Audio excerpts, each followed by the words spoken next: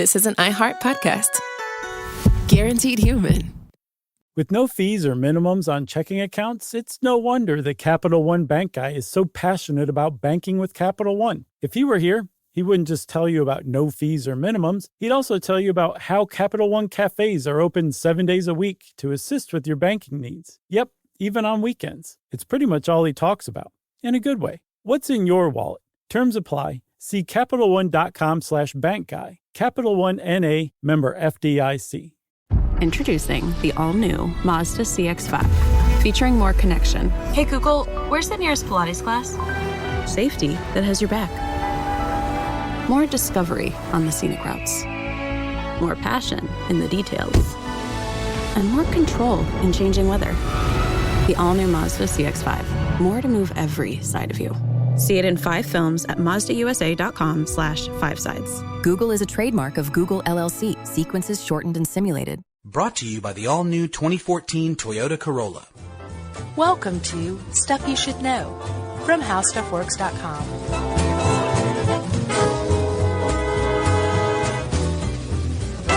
Hey, and welcome to the podcast. I'm Josh Clark. There's Charles W. Chuck Bryant. Noel is with us again. That's right. Really, it's just been a very short period of time since he was last with us. Well, who knows? We might release these weeks apart. Oh, yeah. Just to throw people. Yeah. You know? It's possible. How you doing? Fine, how are you? I'm good, man. I'm great. I'm ready to tunnel through this show and get on up out of here. That's pretty lame. It was okay. Yeah. It worked, though, because what we're talking about has to do with tunnels. Yes. I don't know if you caught that. Yeah, we covered a little bit of this in the Subways podcast. Yeah, cut and cover. Cut and cover, but this goes deep under cut and covering. You got to stop this. I know. Yeah, we're talking about underwater tunnels specifically. That's right. Which, by the way, we should probably say, for those of you who are into semantics, the word tunnel is applied only to something that is bored entirely underground. Yes. If you say, like we talked about with cut and cover in Subways, if you dig out a trench, put in your tunnel, and then backfill over your tunnel, yeah, what you've created is a conduit. Yeah. And if you correct people when they talk about this kind of thing, that means you're so obnoxious. All right. Or you're an engineer of some sort. Yeah. But engineers don't even do that because they so want to be liked. You know? Yeah. They don't want to be that guy. Yeah. Yeah. So we're talking about how, and I think a lot of people wonder, how did you manage to get a tunnel under the water? We're going to tell you. It's really not that hard. And there's a few ways. Yeah. I don't know if saying it's not that hard is correct. Well, not that complicated in a engineering sense. Again. No, I think none of these, I was like, what? Right. They bore a tunnel under a river? Right, but just this is the overview. I mean, you Sure. can read this article and go build an underwater railway tunnel. Is that what you thought I was saying? No, I'm just saying, there's so much more to, just the details. Yeah, I mean, I but knew you weren't saying that. there's particle physics and there's digging a big hole under a river. You know what I'm saying? Man, we're going to hear from some angry civil engineer. No, I think it's great. I think it's modern marvel is what it is. It is. Yeah. So, Chuck. Yes.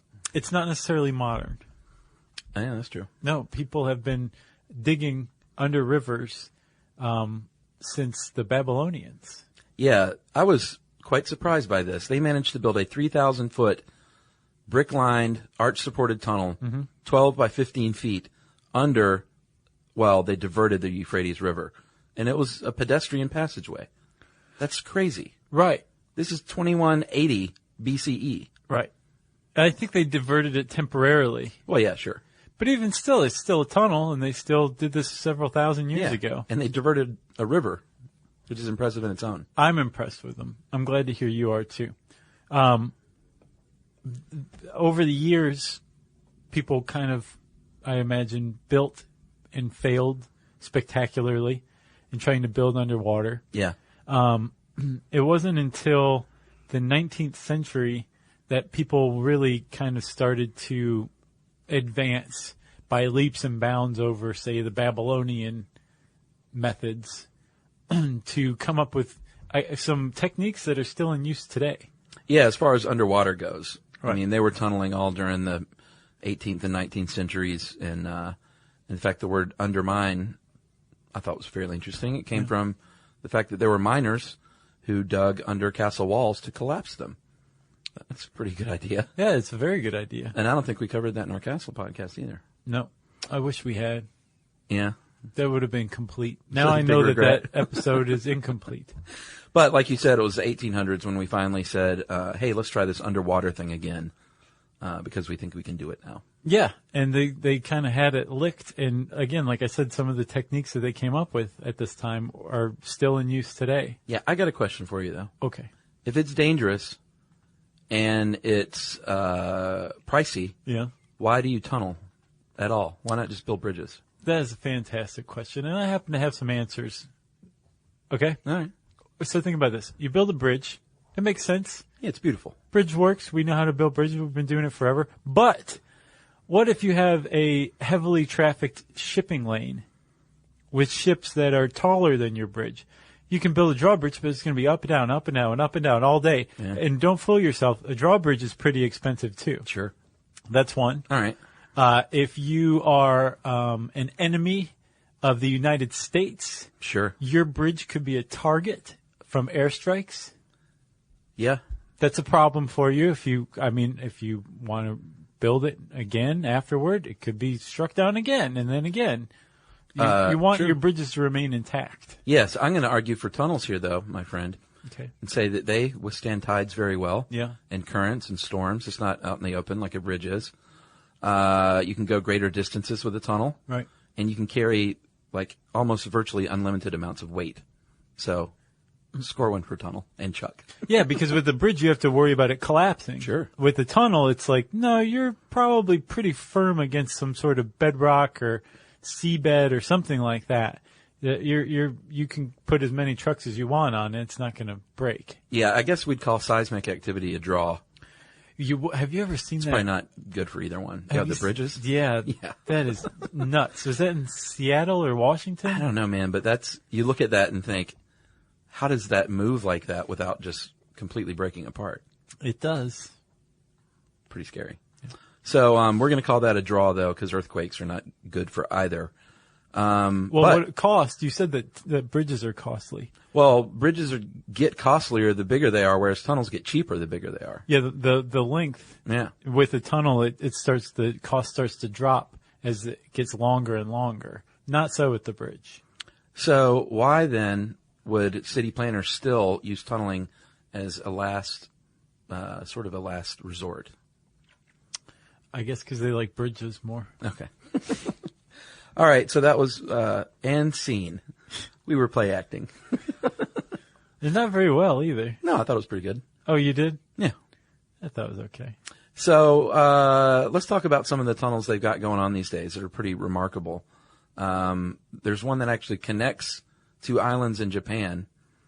It's called well, you're the resident Japanese expert. How do you pronounce that? The Saikan Tunnel? The Saikan Tunnel? Saikan. And that is the One of those two. holds the record for the longest and deepest underwater rail tunnel. And they did that in the 1950s after a typhoon sank some ferry boats in the Tsugaru Strait and killed like over 1,400 people. They said, you know what, maybe we should go underwater with this operation. Yeah. And they did so. And it connects Honshu and Hokkaido. Yeah. And Hokkaido is known for its soap factories.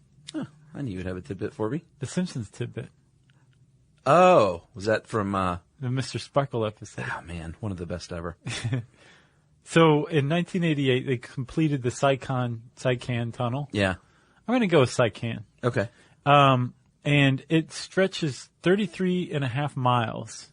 Yeah. The whole tunnel does. Yeah, that's impressive. It is. But then only 14 and a half miles of it, Yeah. 14 and a half miles of it are underwater. Yeah, Tunnel. but it goes close to 800 feet deep, that's sort of the remarkable part. That's a long way down. Yeah, you have to pop your ears when you're on that train. Oh, I'm sure. The channel which we were laughing about before we hit record. Just the name. I know. And we should say it's called the Tunnel because it's actually the Channel Tunnel. It goes Sure. under the English Channel to connect the UK and France. Yes, and that was finished in the mid-'90s, and 24 of its 31 miles are underwater, but it only goes about 246 feet down. Yes. Still impressive. Only. Yeah. It's so funny to use words like only with stuff like this, or just. Yeah. And then the newest member to the underwater tunnel family is the Marmara Tunnel that in Istanbul that connects the Asian portion of Istanbul and the European portion of Istanbul, which means it's the only underwater tunnel or the first to connect two continents. That's right. And the name comes from the Sea of Marmara and the word ray, which is Turkish for rail, because it is another rail tunnel, Yeah. meaning train. And it's pretty cool when they started digging it. This project went slow as molasses, not just because of construction, Yeah. but because they came upon the port of Theodosius. I think. Is that right? Sounds good to me. So it was a port in Istanbul. Back then it was Constantinople. That was the busiest port in the world for about 1,000 years, and it was lost. Yeah. And they came upon it while digging this tunnel, and the archaeologists were like, "Okay, stop." You got to turn. Yeah, they found 40,000 artifacts from this. No, they That's didn't awesome. turn; they went through it. Yeah. But they documented everything and grabbed it for the museums. Well, if it hadn't been for that tunnel, maybe they would have never found that stuff, Yeah, really. So that was an immersion tunnel, and it was the longest and deepest immersion tunnel ever built. Immersion tunnels are my favorite. Yeah, that's the one that I didn't think was super complicated. I saw a couple of videos, and I'm telling you, there's a lot to it. Just the pontoons alone are... Yeah, but it's like the kind of thing you can replicate in your bathtub. Right. That's what I mean by I complicated. see what you mean. Okay. Hey, everybody. When you're at work, you never know when you're going to get interrupted, like when an office fire drill happens right in the middle of your presentation, or maybe construction is going on just outside your window. But with the Dell Pro laptop powered by Intel Core Ultra with vPro, no matter how many interruptions you have, your laptop won't be one of them. Yeah, with a battery that's optimized for the way you work and built-in intelligence that quiets distractions the moment you're trying to focus, your tech won't slow you down, even when you're getting bounced from an office you forgot to reserve. The Dell Pro, built for those who stay in the flow. Find technology built the way you work at Dell.com/Dell-Pro. Built for you. The springtime thaw is finally here. Flowers are blooming, days are longer. We're saying yes to more plans and finally getting outside, running, walking, just moving again. It's the perfect time to upgrade your everyday go-tos with Bombas. Take Bombas Sport Socks. They're super comfortable and designed with sport-specific tech for running, cycling, yoga, hiking, you name it. I use them to run in, and I can tell you they work beautifully. So head over to Bombas.com and use code SYSK for 20% off your first purchase. That's BOMBAS.com, code SYSK at checkout. So we're going to get into what that all means because there are quite a few ways to build tunnels. And 3. Yeah, and there's 3 in use. I bet there's other dudes out there trying to figure new stuff out. Yeah, right.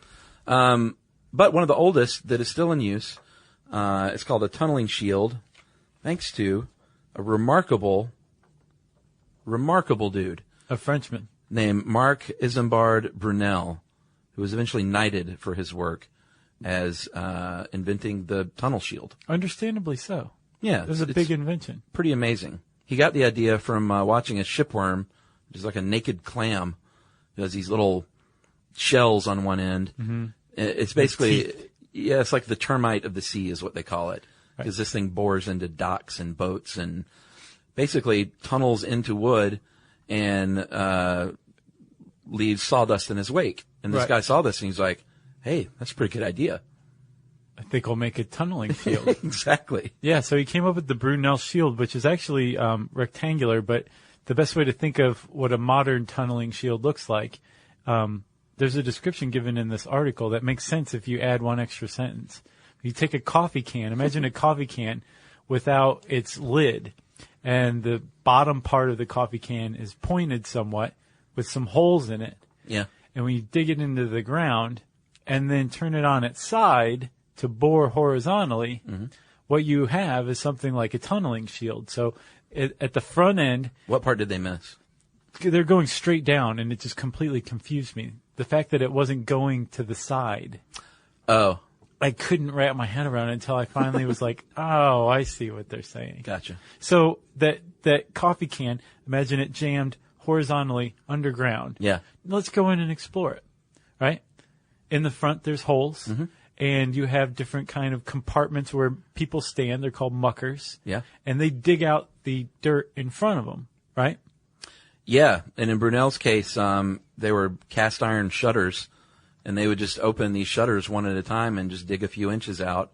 And back then they used screw jacks, but now they use hydraulics, and just inch away forward, little by little. Little by little, they're and then digging out. reinforcing them, building the sides as you go. Right, and that coffee can in the meantime is holding that tunnel shape, right? Because it's the exact shape of the tunnel shield. Yeah. While the guys in front are digging, the coffee can is giving them all support, and then right behind it are masons and steel workers who are reinforcing the tunnel. And then the reinforced finished concrete tunnel provides the stability for those hydraulic jacks that slowly and little by little inch the whole thing forward. Yeah, I mean, it's like every tunnel, although actually the immersion tunnels aren't, but when you're digging a tunnel, it goes back to the Babylonians. You dig, support, advance, dig, support, advance. Right. Just like Charles Bronson in The Great Escape. Oh, yeah. Was that his mantra? No. His was just, I'm going to go tunnel in this tunnel and build the frame. You did a good Bronson. Well, it's sort of Bronson, but it's also sort of the guy from The Simpsons who was Right. based on Bronson. Hank Azaria. Is that who does that? Sure. Okay. Sure. Yeah. I don't know that for sure, but is it? I I'm believe it. positive. Oh, okay. It's Simpsons reference number 2. Oh, yeah. Nice. But remember in The Great Escape, too, they needed, and of course we'll see this, too, it's a very dangerous job, and they needed air. So they had the, I think, fire bellows. Bellows? Mm-hmm. Sump and pump and bellows just to pump fresh air in there. Right. Because when you're 100 feet in a tunnel underground, especially the size of the one in The Great Escape, just like big enough for your body, Yeah. you're going to run out of air. Yeah, and well, that's something that they ran into. We talked about, I don't remember what episode it was, but we were talking about building the Brooklyn Bridge. They had these, basically, an upright coffee can Yeah. that they dug the posts out of. Yeah. This is the same, they ran into the same thing when they were building the tunnel underneath the Thames River, thanks to Brunel. He built it with his son. Yeah, very short. It's like 1,200 feet, but it took about 8 or 9 years. Yeah. And there was a shutdown for 7 years because it ran Yeah. out of money. But it was deep enough so that you had to pump compressed air in to keep the water out. Yeah. And since there was compressed air, you had to go through a series of airlocks or else you'd get the bends. Sure. And I don't know if we said this. It seems obvious, but the reason you're doing all of this is because digging into soft earth is problematic because your leading edge is going to continually want to collapse on Right. top of you. Unless you have pressurized air to keep the water at bay. Yes. And you have guys digging out through a support structure, e.g. a tunneling shield. Sandhogs. That's method 1. Yes. And it's an old one, and it's a good one. It's still in use today. It has to be softer. You can't dig through bedrock because, this thing Sure. moves through hydraulic jacks, and there's guys digging. Yeah. If you run into, like, some serious rock, the best thing to use is called a tunnel boring machine. Yeah. If you've ever seen Die Hard 3, you get a good glimpse at Is that with these. Jeremy Irons? Yeah. Yeah. Which is a pretty good one. In fact, it's one of only 2 good ones. Sam Jackson? Yeah, Two? the first one and that one were pretty good. The second one and all the other ones were just terrible. The second one, it wasn't so bad. It was all right. I'll have to see it again. It was at the airport. Yeah. It was okay. I love any kind of airport disaster flick at Oh, yeah? all. Oh, yeah, man. I'm crazy for those movies. Airport 77, Airport 82, whatever. Yeah. Airplane. Love them. What about that bad Tom Hanks movie where he played the foreign guy that lived in the airport? I never saw that, but did you know... The Terminal. Yeah. Did you know that's based on a real guy? Yeah. Yeah. It says so in the movie. Oh, I didn't know that. I Yeah. hadn't seen the movie. It wasn't very good. I think the fact that it was like kind of lighthearted and warm, that's not what the guy was like in real life. Well, Spielberg, plus Tom Hanks doing accents. Man, have you seen him doing Walt Disney? Yeah, I thought that looked okay in the preview, no? I can't tell. I managed to get through only about 20 minutes of Cloud Atlas the other night. Oh, man. And I just can't see Tom Hanks as like this Cockney ruffian. I mean, I love the guy. He's an amazing actor, but it didn't work. No, why did they do that to him, too? I don't know. Hodgman's got some good stories about Tom Hanks, by the way. I don't know if you should be telling people that. No, I'm not going to tell the stories. I don't even know if you should. Okay. Yes.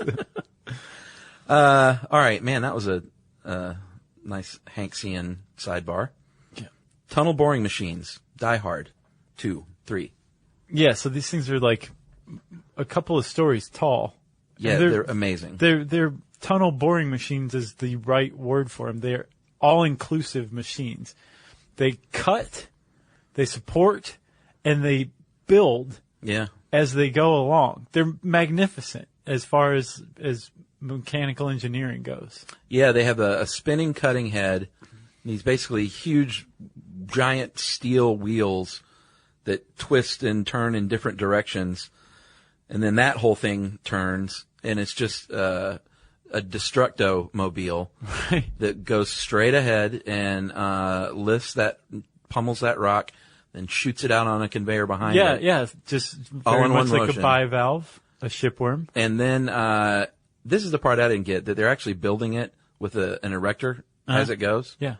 Man, that's crazy. Yeah, it's all just one big machine you just basically press start and it goes forward. Yeah. And they actually used tunnel boring machines, a pair of them, for the Chunnel construction. Yeah. One from one side and one from the other side. And thanks to GPS, Yeah. good GPS, they were able to keep them on a course for one another. Yeah. The first rather thing than I thought, missing. Yeah, the first thing I thought was I would end up like 10 feet above.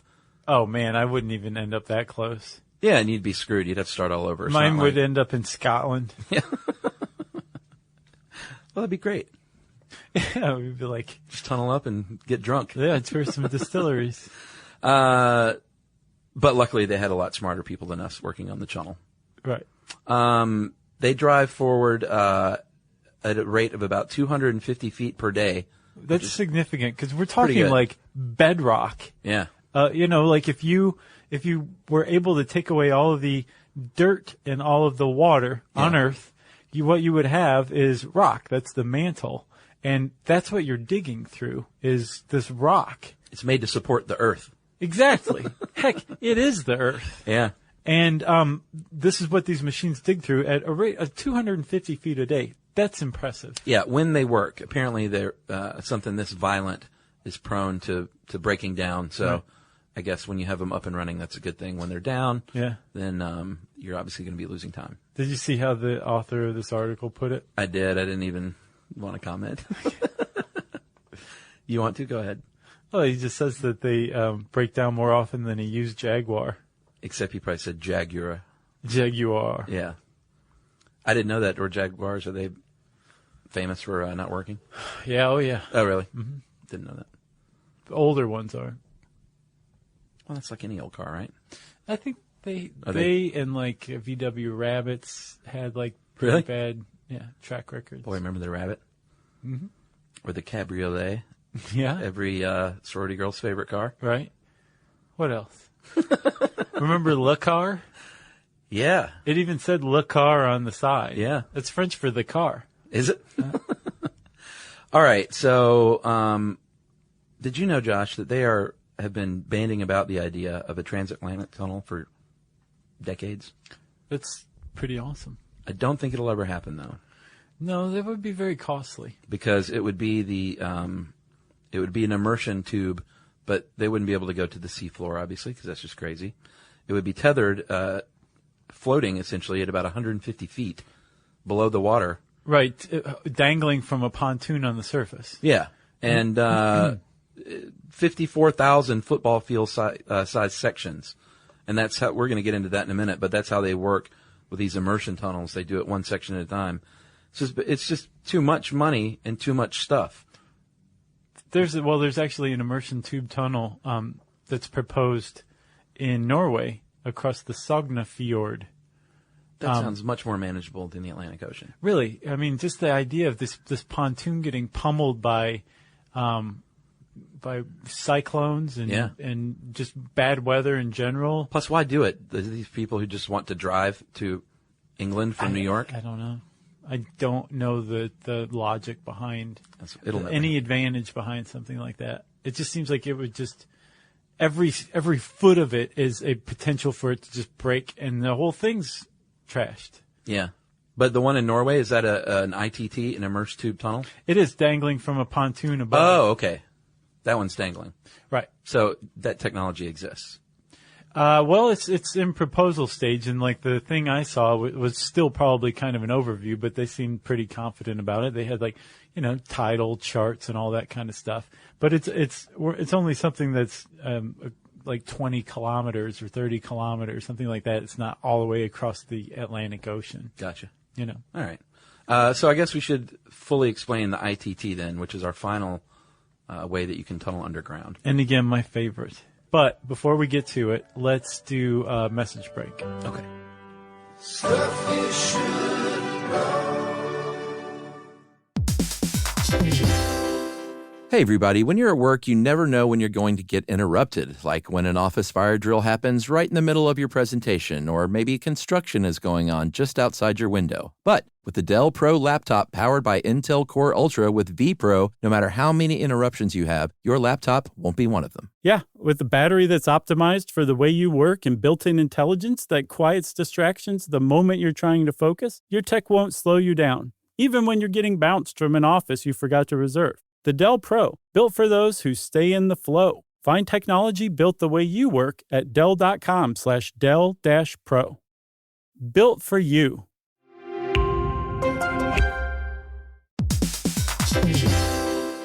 If you're always on the lookout for a great audiobook, or you just want help figuring out what to listen to next, there's a podcast you should know about. It's called Earsay, the Audible and iHeart Audiobook Club, and it's hosted by Cal Penn. That's right. Each episode takes a closer look at some of the most talked about new audiobooks on Audible, spanning a wide range of genres, from sci-fi and literary fiction to rom-coms, thrillers, and comedy. Yeah, Cal is joined by guests who dig into what these stories are about, what makes them stand out as audiobooks, and why they're connecting with listeners right now. So if you're looking for your next listen, this is a great place to start. Listen to Earsay, the Audible and iHeart Audiobook Club on the iHeartRadio app, Apple Podcasts, or wherever you get your podcasts.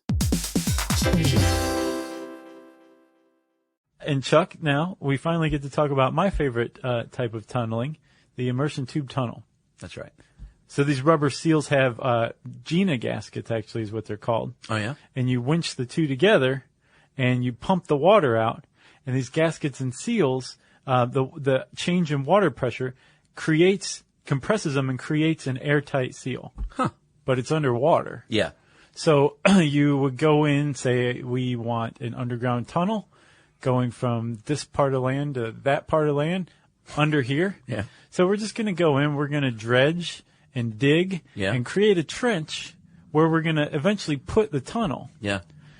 But we're going to make the tunnel in individual pieces here on dry land, usually at some sort of shipyard. Sure.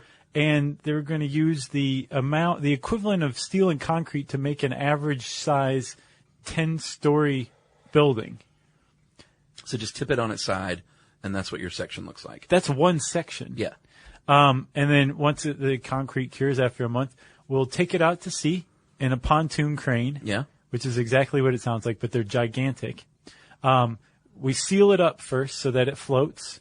Sure. Can't have it sinking yet. Right. And then once we do get it over the site roughly where we want it, we will kind of start to sink it a little bit. Or I've also seen they'll weight it down, and then they'll sink the thing, and eventually they'll link it up to another segment.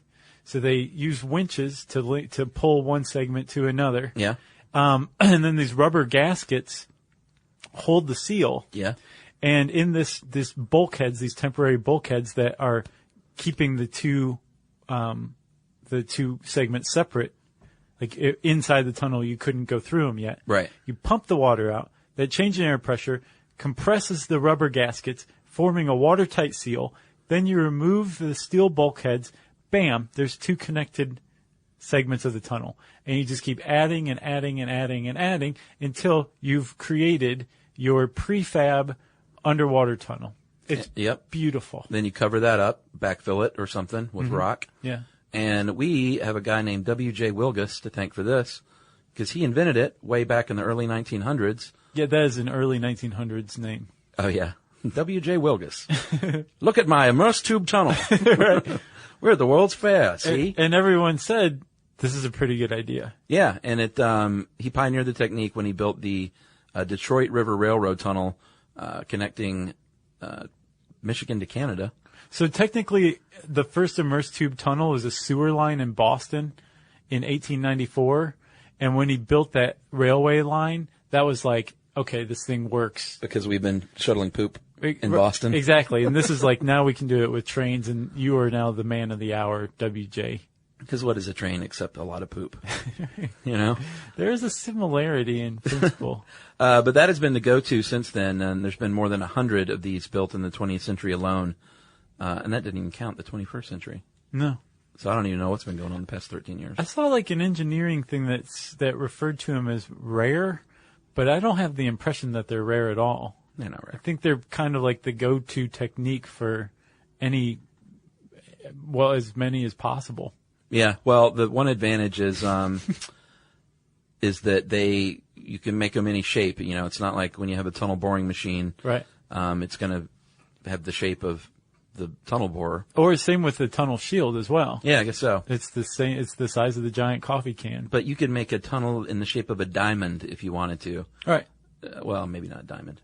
Well, you could. It'd be kind of crazy. It'd be a big waste of money. But yeah, you can take any shape, and you will also have to use some of those other methods eventually, because this is just for what's along the bottom to get down to that section and then out the entrances and exits. You're gonna have to use some other methods. Right. You might have to tunnel through some sort of rock or whatever. But yeah, when you put these tunnel segments in and you pump the water out of the chamber that connects the two, you take the bulkheads off, like there's your finished tunnel right there. I mean, you've got the floors, the walls, the ceiling, the roadway.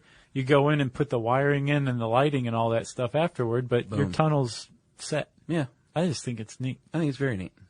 What else you got? I got nothing else. There's one proposed right now that will be the longest immersed tube tunnel in the world when it's finished in 2016. There's a 50-kilometer bridge that will connect Hong Kong to Macau. Okay. And part of it is a 6.7-kilometer long immersed tube tunnel, which will probably be real nice. Awesome. Yeah. I guess that's it. All right. Go forth and build tunnels. Go forth and build underwater tunnels. That's right. Let's see. If you want to learn more about underwater tunnels, you can type that word into the search bar at howstuffworks.com. And since I said search bar, that means it's time for listener mail. All right. I'm going to call this another chess email. Mm-hmm. And this is going to be it on the chess emails. But thank you to everyone who wrote in about your chess strategies and stuff. It's pretty great. Hey, guys, thanks for doing the podcast on chess. It's a great game. Here are a few things that you sort of missed. Jumping, Josh implied, or maybe even outright said, that a knight only appears to jump over other pieces, but really just goes around them. Knights actually can jump over other pieces. For example, if you were so inclined, on your very first move, you could jump your knight over your pawns and place it in front of the rest of your pieces.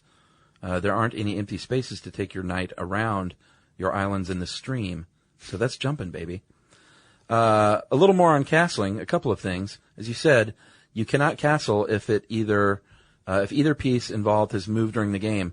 You also can't do it if the king is in check or has to move through check to castle. So if the opposition queen is attacking a square that the king has to go through to castle it, it cannot be done. Yeah. Yeah, you got that? Yeah. You should probably all go back, rewind that, and listen to it again. That's right.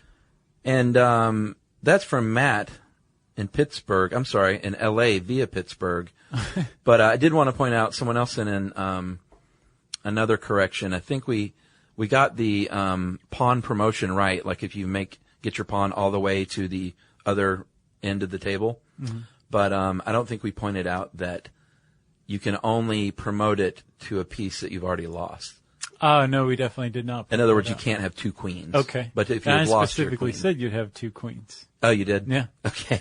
I genuinely didn't know that. I thought that. I didn't catch that. I knew that, but I didn't catch it. Yeah. So that was from someone else. But thank you, Matt, in L.A. via Pittsburgh. Yeah, thanks. And he also, the other person. Yeah, he also described en passant, but I think we've already taken that up in another listener mail. So yeah, thanks for all the corrections on chess. Yeah, everybody, thank you very much. If you want to get in touch with us, tweet to us. Our Twitter handle is SYSK Podcast.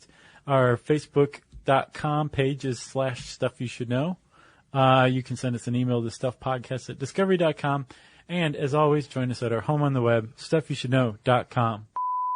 Everyone knows winter is the real mess maker. You don't need WeatherTech floor liners for summer unless you hit the beach and half the beach ends up back in your car, or the campsite dirt ends up in your trunk. Then you'd want a cargo liner, or a road trip goes sideways, lemonade spills, ketchup goes rogue, ice cream drips. Yeah, you'd be pretty happy about those WeatherTech seat protectors. So just to be clear, as the mud you're inevitably going to step in this summer, you don't need WeatherTech unless you plan on doing summer. Visit WeatherTech.com today. You know, you could be adored by everyone and still completely ignored by your cat. Trust me, I know. But if you feed your cat Sheba, you can go from being ignored to truly adored in 12 days guaranteed or your money back. Sheba has a full menu of products, appetizers, entrees, treats, even a kitten's menu. It's so cute, so Sheba has a product for even the pickiest eater. Like Sheba Puree, it's made with bone broth, they're chef-inspired flavors, it's got a smooth and creamy texture that cats love, and contains no corn, wheat,